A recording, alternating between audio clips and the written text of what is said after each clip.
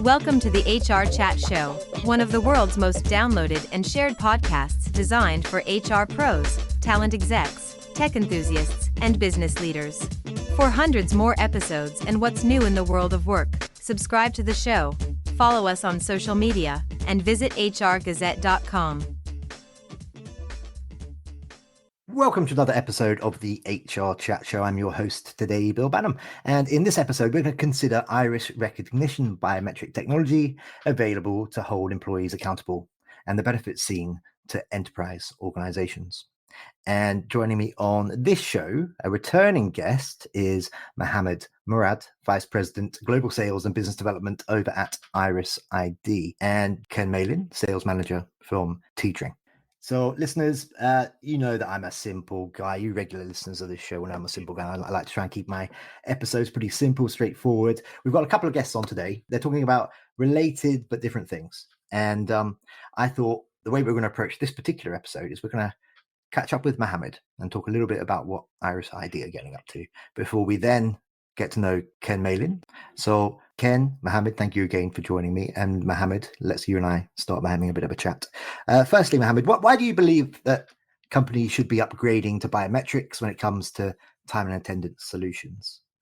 Since we last spoke back in 2020, well, it was a different world then, how has the use of contactless biometric devices by organizations evolved? How has acceptance for them changed? How has it become more of a norm because of the digital world that we all live in now, which perhaps didn't exist pre-pandemic? Great question. As you know, the technology has evolved over the period of many, many years, and biometric has been involved in recognizing or identifying employees all throughout that time. Now, organizations are looking at getting the biometric plugged into their organizations as a format of non-contact application. So since 2020, as we all gone through the pandemic issues, people are trying to avoid, or organizations specifically are trying to avoid to have anything to do with touching devices that will spread any sort of pandemic type of virus, etc. So we see the contactless biometrics on a trajectory that will all organizations, small, large, or enterprise level, looking to adopt. Perfect. Thank you very much. Listeners, by the way, as you know, usually we start with a get to know you question, but Mohammed has been on the show before. So instead, I'm going to urge you to check out that previous episode. There'll be a link to that in the show notes. And that's because we've got two guests today and a whole bunch of questions. And I know that you like it to be a certain time frame. So Mohammed, continuing through, in the context of employee privacy then, are there any misconceptions? There are misconceptions. Tell us more. There are tons of misconceptions about biometric and privacy, et cetera, et cetera. So anyway, let's start this questions from a privacy perspective and the inclusion of biometrics in that. So as a company that has been doing biometrics for over 25 years, we believe that biometric is actually providing an envelope of privacy for an individual. So only you as an individual will have access to that information that is guarded by biometrics. So there is a huge amount of misconceptions about the privacy issue and the misuse of biometrics. And we believe that with our technology, because it's an opt-in solution, that means I need to be presenting myself in front of the device to be identified. So we are not doing any sort of surveillance.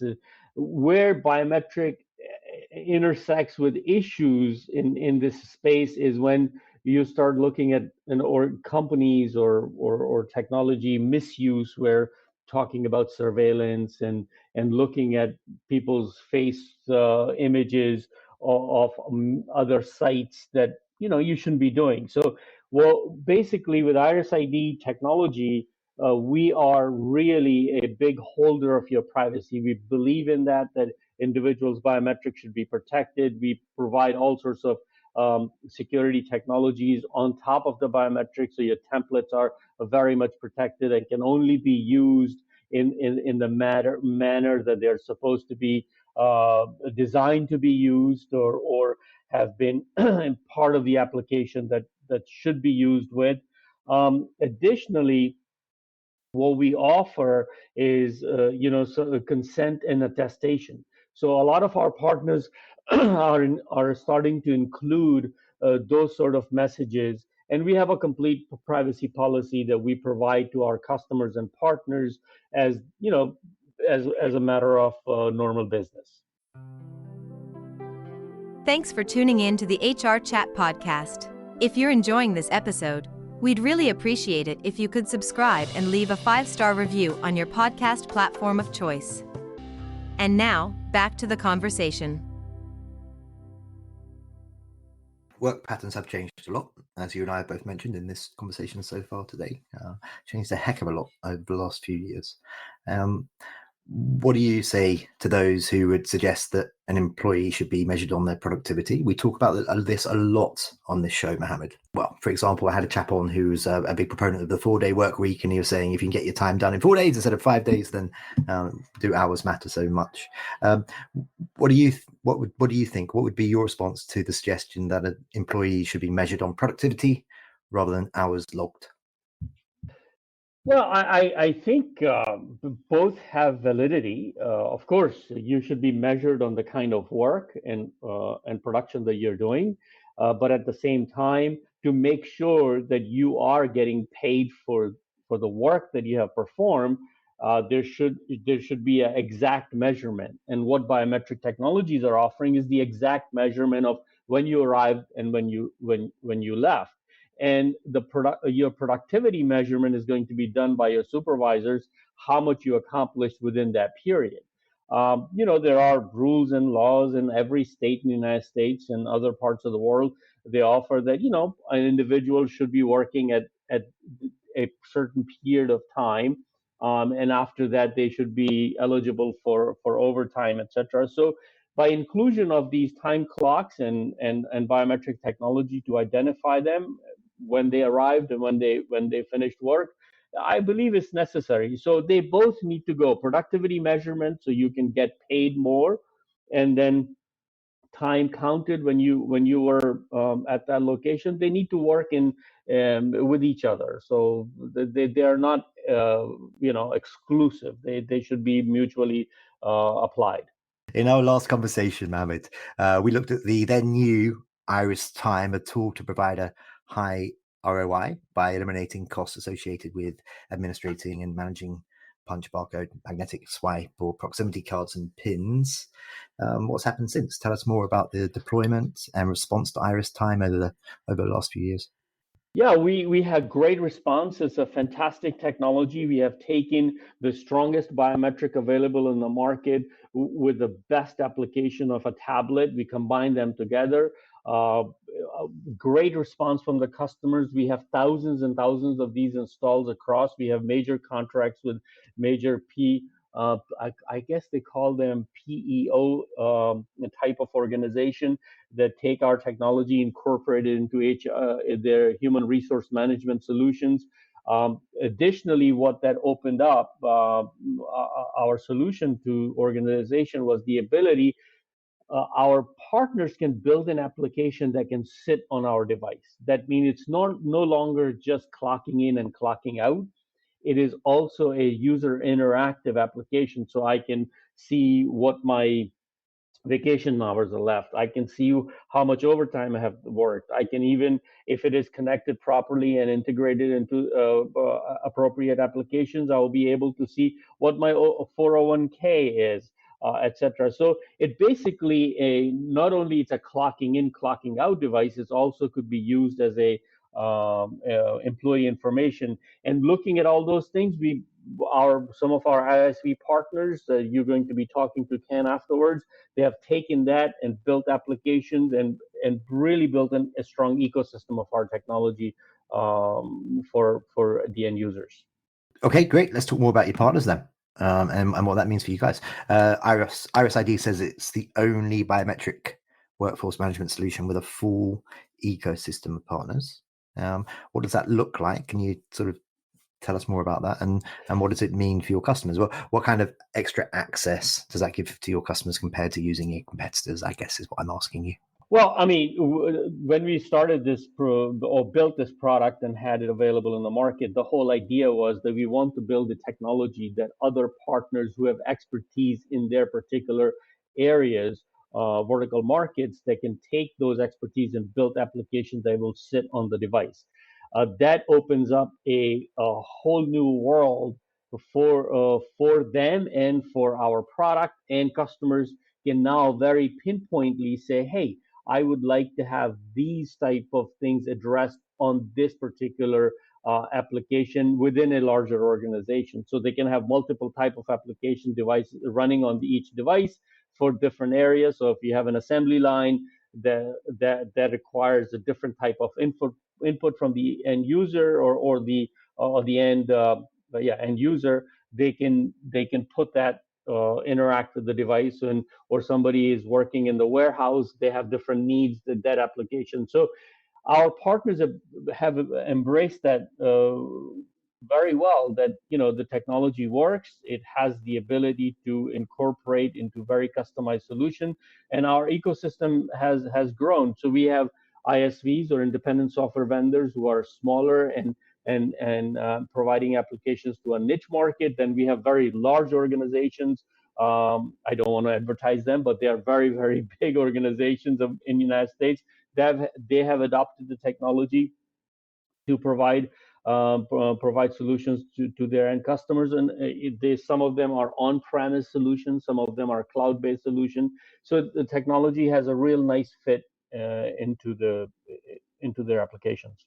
I've almost finished grilling you, Mohammed. Okay, and then we'll connect back at the end again. Just one more question for you for now. Iris ID recently added TreeRing to its partner ecosystem, of course, and in just a moment, Ken, who's been sitting here patiently waiting, I'm going to start chatting with Ken to help thousands of users nationwide stay productive and gain better insight as to how their operations are running, including monitoring profitability and ROI. So why don't you talk a bit about Ken before Ken talks a bit about you? Tell us more.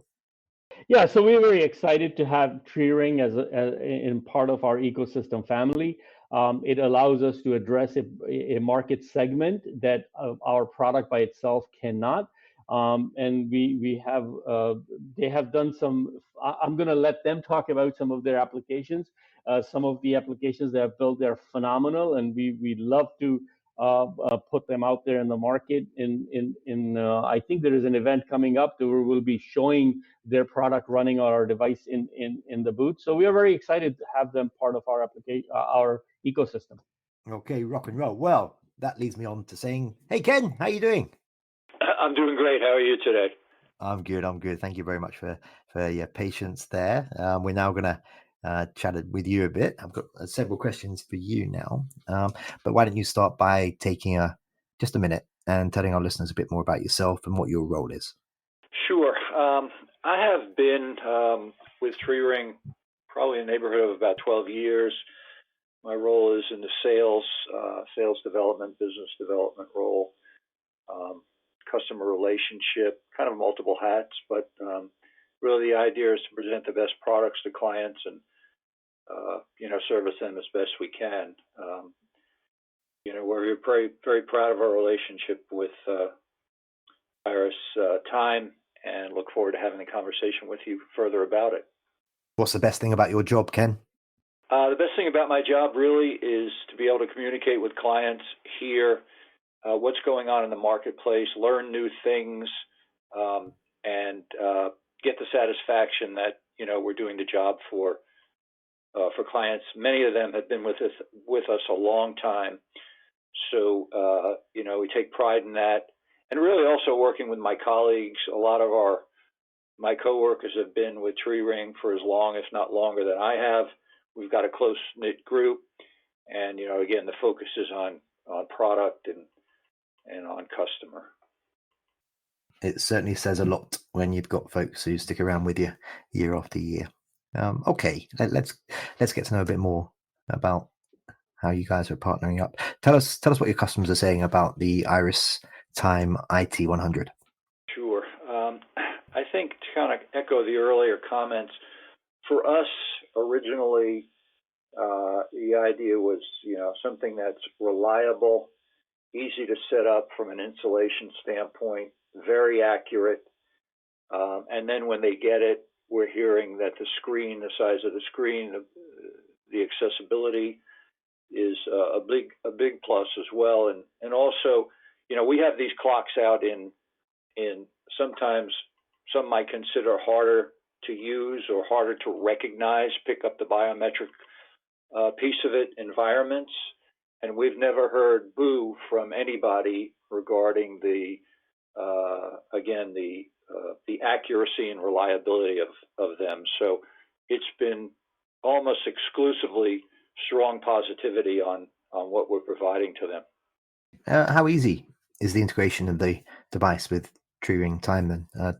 We've got a mixture of listeners today, Ken, HR folks, leaders, CFOs, CEOs, you name it.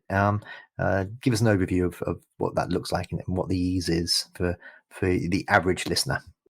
Yeah, since the IT 100 operates on an Android system, for us it was fairly simple to write our own custom application for it, and that was mentioned earlier, and that's a big plus.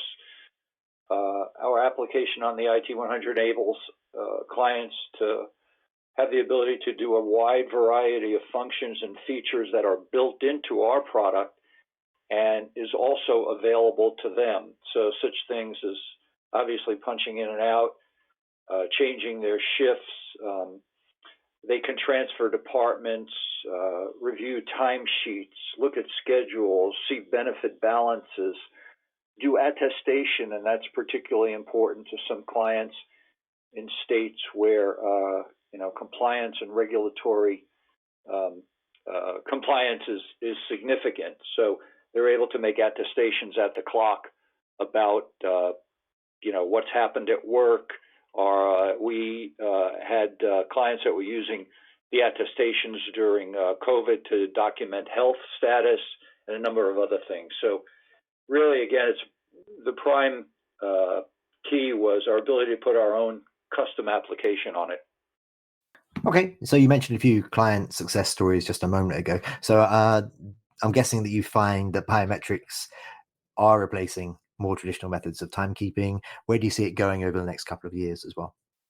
Well, I think that I see that as expanding. The biometric capabilities are a big plus for clients once they take a look at and understand the benefits. So, those clients that have to maintain regulatory compliance, especially those with higher security requirements, are the norm.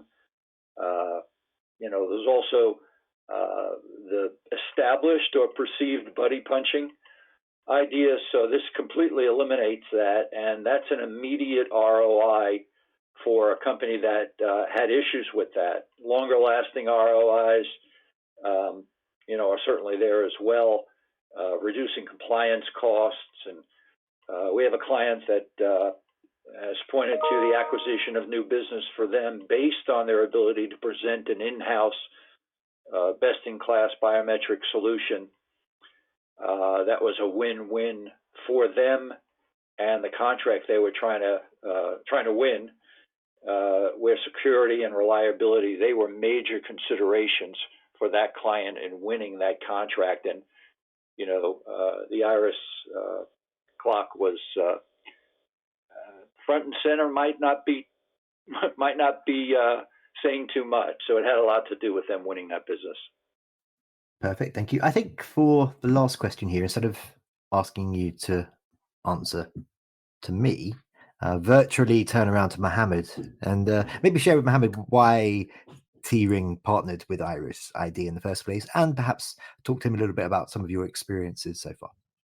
Well, for us, when Schlage discontinued their biometric hand punch readers, we went searching for a reliable alternative. Our focus was on a touchless facial recognition clock, and we landed on Iris ID.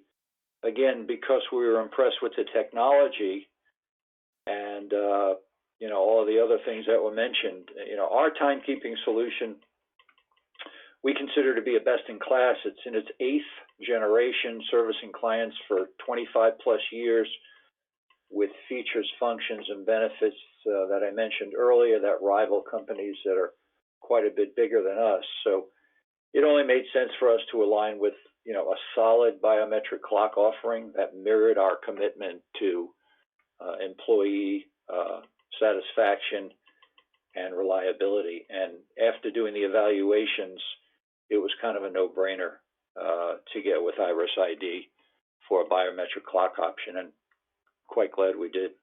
There you go, Mohammed. High praise indeed, sir. Okay, guys, that takes us towards the end of this particular conversation today.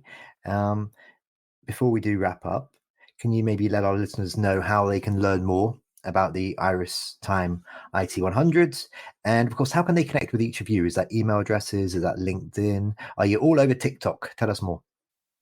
For me at TreeRing, I'm readily available via email, and that's K and the last name Mallin at TreeRingWS, TreeRingWS.com. It's probably the easiest way to get me.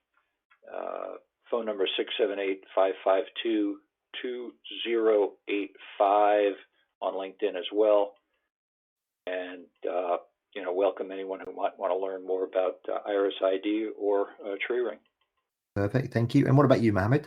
You can reach us at www.irisid.com. And if you need some information, please send us an email at sales@irisid.com. We have a big presence at LinkedIn, a lot of documentation and case studies and interviews, etc., and videos of our product are available on our website in the new event section. So we can be reached on lots of places and on a global basis. Okay, very good, very good. That just leaves me to say for today, for this particular episode, Mohammed, thank you very much for joining me again. And Ken, it's been a pleasure getting to know you today. Thank you both for being my guests. Great, thank you for having us. Yeah, same here. Thanks for sharing time. And listeners, as always, until next time, happy working. Thanks for listening to the HR Chat Show. If you enjoyed this episode, why not subscribe and listen to some of the hundreds of episodes published by HR Gazette? And remember, for what's new in the world of work, subscribe to the show, follow us on social media, and visit hrgazette.com.